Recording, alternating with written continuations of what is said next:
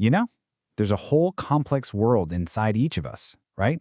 A constant chatter between different voices and feelings. Well, today, we're going to explore a really clear and compassionate map for navigating that inner world. It's called the Internal Family Systems Model. I mean, you know that feeling. One part of you is screaming, let's be super productive today, while another part is like, nope, let's just binge watch that new show. Or maybe a part of you feels totally confident, and then another one is just whispering with self-doubt. That inner tug-of-war, yeah, that's a totally normal human thing. But what if I told you those conflicting voices aren't a sign that you're broken? What if they're actually just different parts of who you are, and each one has its own unique job and its own story to tell? And that is the huge foundational idea of the Internal Family Systems Model, or IFS for short. It basically suggests that our mind is like a family. It's made up of all these different parts, and here's the kicker, every single one, even the parts that seem really difficult or destructive, actually has a positive intention. They're all trying to help you in their own, sometimes clumsy way. So, think of the IFS model as a kind of reliable GPS for this internal territory.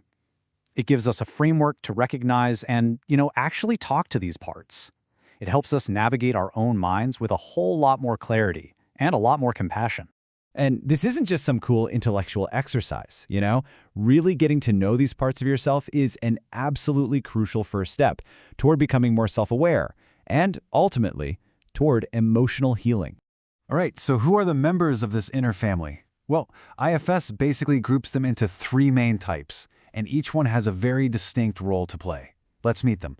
We've got the exiles, the managers, and the firefighters. So, first up we have the exiles. These are the most vulnerable parts of us. Think of them as the young ones, the parts that carry the burdens of our past, our pain, our shame, our trauma. The rest of our inner system works really, really hard to keep them locked away, basically to protect us from feeling their intense emotions. For instance, an exile might be that little part of you that still feels the sting of being picked last in gym class, or maybe a much deeper pain of rejection from a long time ago. It's this super sensitive memory that the rest of your system is desperately trying to keep buried so you don't have to feel that pain all over again. Next, let's talk about the managers. These guys are the proactive protectors. Their entire job, day in and day out, is to manage your life in a way that prevents those exiles from getting triggered. They are the strategic planners of your inner world, always trying to stay one step ahead of anything that might hurt. So, what does a manager look like?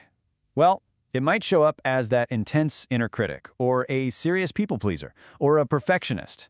It's that voice in your head that says, okay, if you just work hard enough and never ever make a mistake, you'll never have to feel the pain of failure.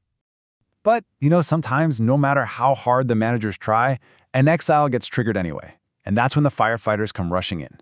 These are reactive parts. Their only goal is to put out the emotional fire, like right now, by any means necessary. A firefighter's methods, well, they're often impulsive, and they can look pretty destructive from the outside. They're the parts of us that might turn to binge eating, or suddenly spending a ton of money, or maybe substance use, really anything to distract from that exile's overwhelming pain and just numb it out fast.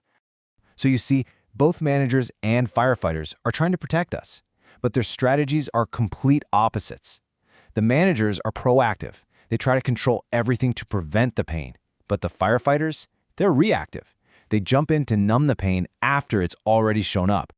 Okay, so knowing all of this is great, but how do you actually start to find and identify these parts inside yourself? Well, the good news is you don't need anything fancy. You just need a simple little explorer's toolkit. The whole process really just begins with some gentle self-reflection. First, just take a few minutes to sit quietly and notice what's going on inside. Then, maybe try journaling about the thoughts and feelings that bubble up. As you write, you can start to spot the different voices and ask, is this a manager, a firefighter, or am I hearing from an exile? Now, this is absolutely the most crucial part. You have to approach this exploration with curiosity, not judgment. Your goal isn't to fix or get mad at these parts. It's simply to get to know them, to understand their point of view. So, you might be wondering, if I'm made of all these different parts, then who is the I that's doing the observing? That's a great question, and it brings us to the most important concept in this whole model, the self. See, unlike all the other parts, the self is your true core. It's that calm, centered, compassionate essence of who you really are. It's the natural leader of your inner family. And the amazing thing is, everyone has it. It just sometimes gets buried under all the noise from our parts. The self is characterized by what IFS calls the C qualities. When you're connected to yourself, you feel a sense of calmness. You feel curiosity about your parts, not judgment. You feel compassion for their struggles, and you have the courage to face them. Understanding this whole framework isn't the end of the journey. Not at all. It's really the very beginning. It's the start of a brand new, much more compassionate conversation inside yourself.